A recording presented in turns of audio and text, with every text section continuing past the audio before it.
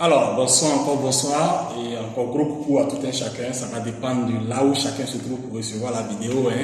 D'autres c'est bonjour, d'autres c'est bonsoir. Et encore, nous sommes sur la chaîne de motivation avec votre coach, motivateur Jean-Marc Ouamblian. Le thème d'aujourd'hui, c'est de parler juste de la société de production et la société de consommation. Alors, pourquoi il est important pour un entrepreneur d'avoir une idée claire de la société dans laquelle il se trouve? Est-il dans une société de production ou dans une société de consommation?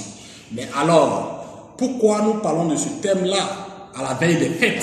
C'est très important pour que chacun ait une idée claire sur ce qui c'est que la solidarité dans la consommation et la solidarité dans la production. Donc nous avons deux types de sociétés. Une société qui est à vocation consommateur ou une société à vocation de production. Alors, c'est quoi une société de consommation et c'est quoi une société de production? Pour parler de consommation, c'est des personnes dont tout leur mouvement tourne autour de la destruction de ce qu'ils ont. Ou ce qu'ils financent ne reproduit pas ou ne produit pas quelque chose dans le thème des finances. Quand je prends par exemple une organisation humaine, c'est-à-dire un groupement de personnes qui se retrouvent dans un coin et qui se soutiennent pour organiser des anniversaires, des baptêmes, des mariages, des funérailles. Alors, quand on regarde cette société-là, ils ont une solidarité dans la consommation. Vous allez voir des jeunes gens à la veille de ces fêtes-là cotiser des sommes vraiment énormes pour juste aller se faire plaisir, boire.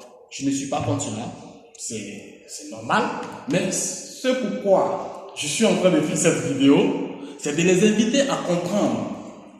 Est-ce qu'on ne peut pas aussi cotiser et créer des petites entreprises qui peuvent rendre service à l'humanité et leur permettre de gagner régulièrement quelque chose? Mais il est rare de voir des jeunes gens s'associer, surtout en Afrique, pour lancer des projets. Des jeunes gens pouvaient s'associer et créer une ferme. Des jeunes gens pouvaient s'associer et créer une boutique.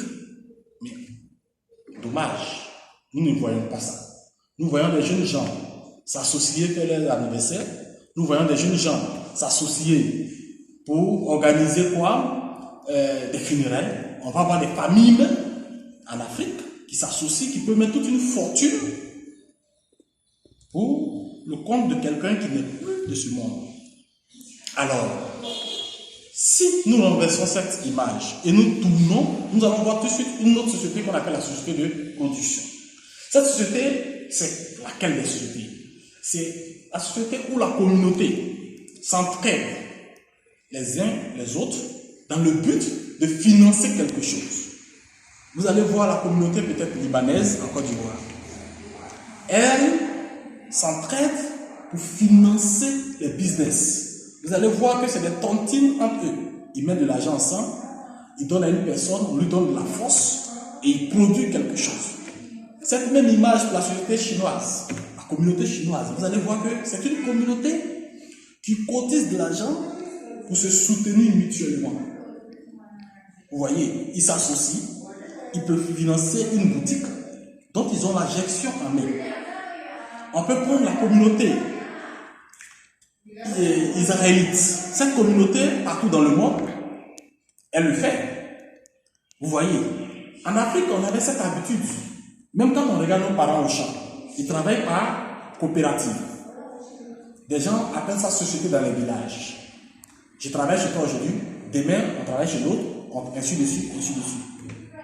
Cette même image, si nous l'appliquons, cette même stratégie que nos parents appliquent dans les champs, si nous l'appliquons dans la vie active, c'est-à-dire que dans l'entrepreneuriat moderne, que ce soit en ville, que ce soit un peu partout, vous allez voir que les problèmes liés à l'argent vont commencer à disparaître petit à petit.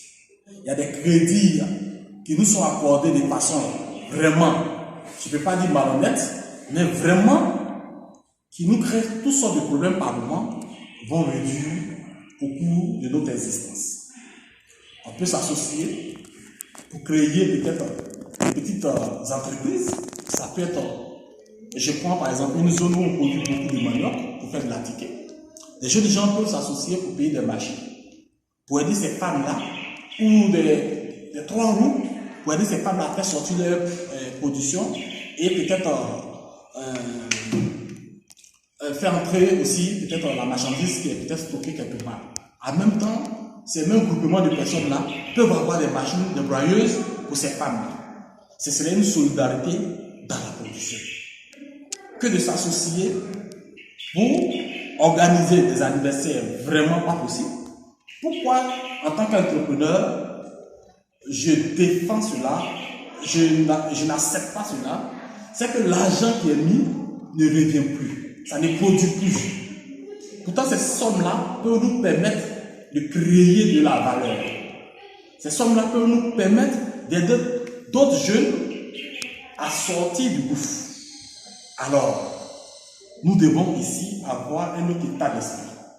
L'état d'esprit de fructifier ce qui rentre entre nos mains. L'état d'esprit de la fructification, la multiplication de la sémence. Parce que l'argent qui rentre entre nos mains est une sémence, il y a une graine à l'intérieur. C'est cette graine-là, ensemble, quand on s'associe à d'autres, en ayant les mêmes états d'esprit, on peut créer de la richesse. Et l'Afrique en a besoin. L'Afrique en a besoin parce que l'Afrique n'est pas un continent pauvre. C'est la mentalité que nous devons revoir. Sinon, nous avons toutes sortes d'opportunités aujourd'hui. Alors, chers investisseurs, chers entrepreneurs, notre chaîne de motivation vient de parler de la société de production et la société de consommation. Mais, il faut faire ressortir 2 axes ici. Le constat est que nous sommes beaucoup solidaires dans la consommation et moins solidaires dans la production. Vous allez voir, quand vous allez arriver dans un village, le père peut aller seul au champ, et puis nourrir tout le village. Seul au champ pour nourrir tout le village. Vous comprenez? Il y a des jeunes gens qui seront assis là, qui ne vont jamais vouloir aller au champ avec le père. Vous voyez, ce père-là va seul. Lui seul va donner de l'énergie. Et c'est l'énergie d'une seule personne qui doit nourrir tout le village.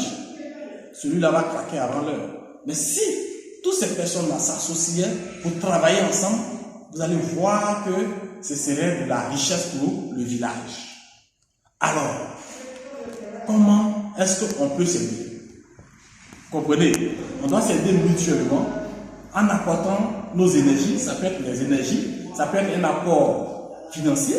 On peut s'associer dans tous les domaines pour pouvoir créer une véritable richesse mieux consolidée pour une Afrique digne, une Afrique autosuffisante, ou une Afrique qui peut se faire respecter dans le Conseil des Nations.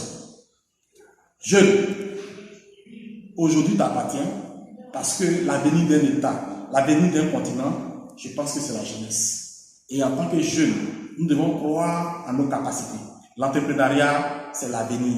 L'entrepreneuriat, c'est ce que a fait nos amis, c'est ce qu'a fait d'autres continents, d'autres jeunes, d'autres entrepreneurs ailleurs. Et ça réussit avec eux.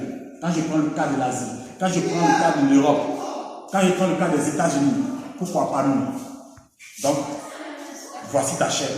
Abonnez-vous, partagez, et pour que nous puissions être animés à refaire d'autres vidéos de ce genre, d'autres motivations. Et notre chaîne est ouverte à tout un chacun. Soyez bénis depuis votre émission. On est ensemble.